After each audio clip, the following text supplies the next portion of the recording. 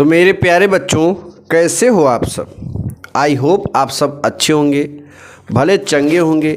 तो आज के इस वीडियो में आपके लिए क्लास 12th के प्रावधिक पेपर का जो मॉडल पेपर है, जो यूपी बोर्ड ने लॉन्च किया है इस बार, वही पेपर हम दिखाने वाले हैं।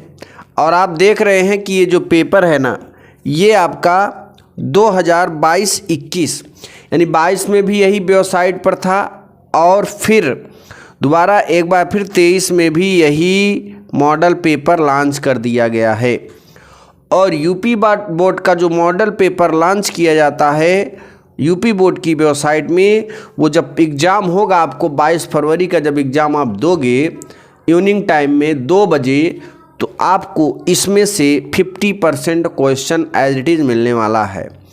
तो जो बच्चे इस पूरे पेपर्स को तैयार करके जाएंगे एग्ज़ाम में अच्छा नंबर पाएंगे। साथ ही साथ ये जो देख रहे हो ना, ये जो आपका पेपर है जो पिछली बार 2022 में बच्चे दिए थे, उसका भी हम पूरा पेपर दिखाने वाले हैं।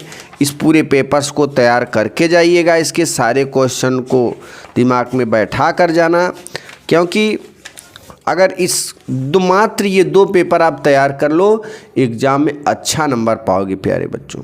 कैसा नंबर? अच्छा नंबर। तो चलिए शुरू करते हैं, लेट स्टार्ट नाउ। अभी तक हमारे इस चैनल से जुड़े नहीं हैं, सब्सक्राइब नहीं किए तो फटाफट सब्सक्राइब कर दें, वीडियो को लाइक कर दें और इसे अपने फ्रेंड सर्किल में ज़रूर शेयर करिएगा दोस्तों। तो यहाँ पर पहला प्रश्न, निम्नलिखित प्रश्न के उत्तर 4 विकल्प दिए गए हैं, उनमें सही विकल्प को छांटना है। क्या करना है? सही विकल्प को छांटना है। तो पिरामिड का तिर्यक फलक किस आकार का होता है? तो याद रखना दोस्तों, पिरामिड का जो है तिर्यक फलक वो होता है त्रिकोणीय आकार का। कैसा होता है? त्रिकोणीय आकार का होता है।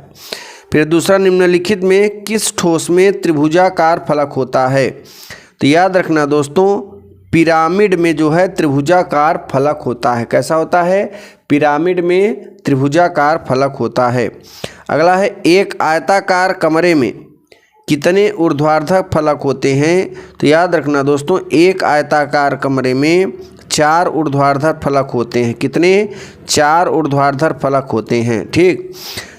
फिर नेक्स्ट है, निम्नलिखित में से किस ठोस में आयताकार फलक होते हैं? तो याद रखना दोस्तों, समपार्श्व में जो है आयताकार फलक होते हैं। किसमें? समपार्श्व में आयताकार फलक होते हैं।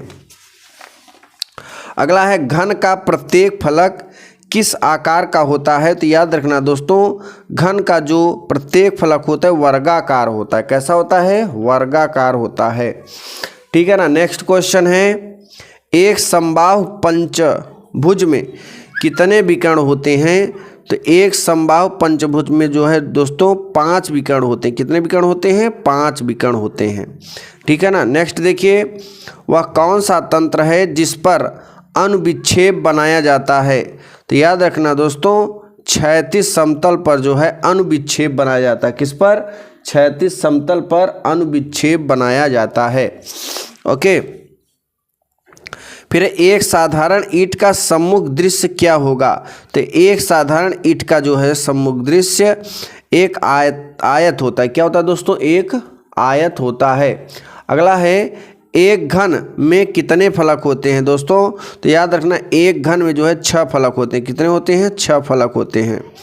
फिर अगला है, क्षैतिज तल का सर्वोत्तम उदाहरण क्या है? तो प्यारे बच्चों, जो क्षैतिज तल का सर्वोत्तम उदाहरण क्या है? तो याद रखना, तरल का सतह जो है, तरल का सतह सर्वोत्तम उदाहरण है। ठीक। अब ये देखिए ब नंबर जो प्रश्न है, ब नंबर खंड ब से, इसमें से आपको अथवा में करके दिया होता है। तो ये आपके 6 नंबर के होते हैं प्रश्न।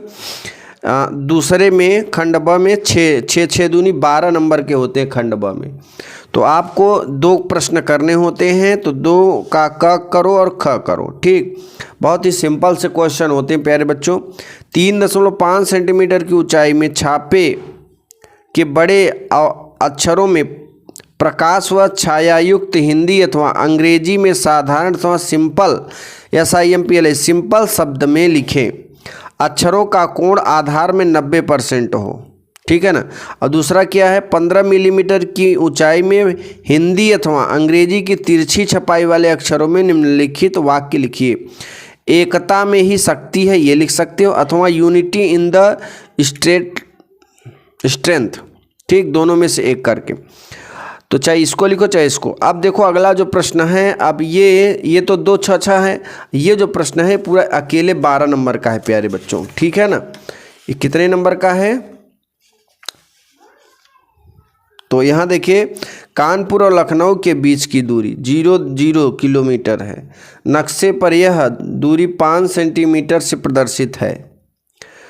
विकर्ण मापनी की रचना कीजिए जिसके द्वारा किलोमीटर पढ़े जा सके। मापनी का निरूपक भिन्न RF निकालकर उस पर 135 किलोमीटर की दूरी अंकित कीजिए। तो ये आपके 6 नंबर मिल जाएंगे अगर हल करोगे। फिर 6 नंबर में क्या है, मतलब 6 नंबर में एक 8 सेंटीमीटर व्यास के वृत्त की रचना कीजिए। इस वृत्त को अर्धवृत्त द्वारा क्षेत्रफल में 4 बराबर भागों में विभाजित कीजिए, अथवा एक घन का अनुविक्षेप तथा उत्सेद की रचना कीजिए।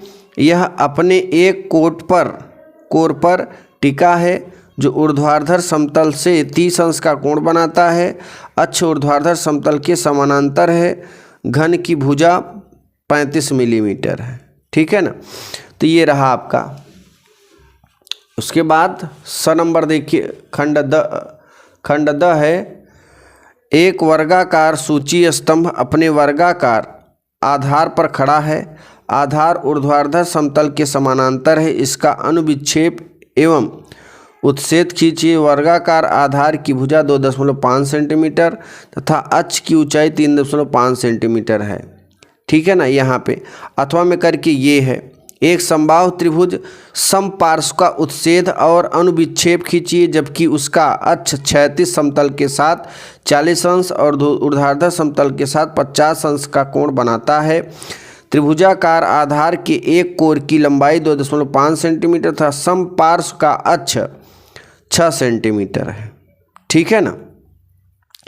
अब देखिए प्यारे बच्चों, खंड ई की बात करें तो यहाँ पे 5 नंबर है। एक वर्गाकार समपार्श्व का सममित चित्र बनाइए जिसका आधार क्षैतिज समतल पर खड़ा है। इसके आधार की भुजा 3 सेंटीमीटर तथा अक्ष 5.5 सेंटीमीटर है।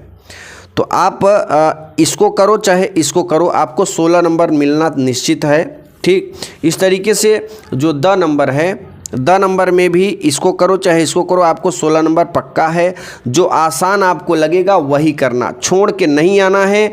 कुछ न कुछ आपको बना ही देना है प्यारे बच्चों। ठीक है ना। कुछ न कुछ आपको बनाना ही पड़ेगा अगर आपको 100 में 100 लेना है तो। अब देखिए, इनमें से किसी एक चित्र, स्मृति चित्रण यहाँ पे है। दिए गए ड्राइंग शीट पर अपनी स्मृति से निम्नलिखित से, मतलब अपने चित्र से किसी एक का छाया प्रकाश था प्रछायायुक्त चित्र पेंसिल अथवा चारकोल से बनाएं। चित्र की माप लगभग 15 सेंटीमीटर हो। ठीक, पहला नंबर है प्लेट में रखे हुए 2 केले, दूसरा पपीता, पुस्तक, मोर या तोता। ये 30 अंक मिलेगा आपको इसको करने से। अथवा में आप ये कर सकते हो, अथवा में चाहे ऊपर वाला करो 30 ले लो, चाहे नीचे वाला करो 30 ले लो, और चाहे उसके नीचे वाला करके 30 ले लो। 30 तो आपको पक्का ही मिलेगा प्यारे बच्चों। ठीक, तो जिन बच्चों को 30 लूटना है वो इसको कर लें या फिर इसको कर लें या फिर इसको कर लें। अब बहुत ही आसान होते हैं।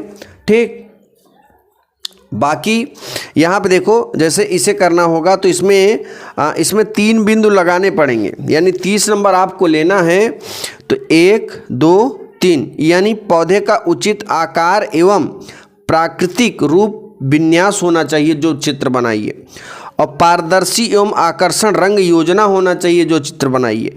प्राकृतिक सौष्ठक एवं निकास कोण होना चाहिए। ठीक है ना। और अथवा में करके दृश्य चित्रण, लैंडरस्केप पेंटिंग, तो इसमें से आपको 4 1 2 3 4 इसमें अगर आपको 30 लेना है तो यहाँ पे आपको ये 4 प्रश्नों का उत्तर देना ही पड़ेगा।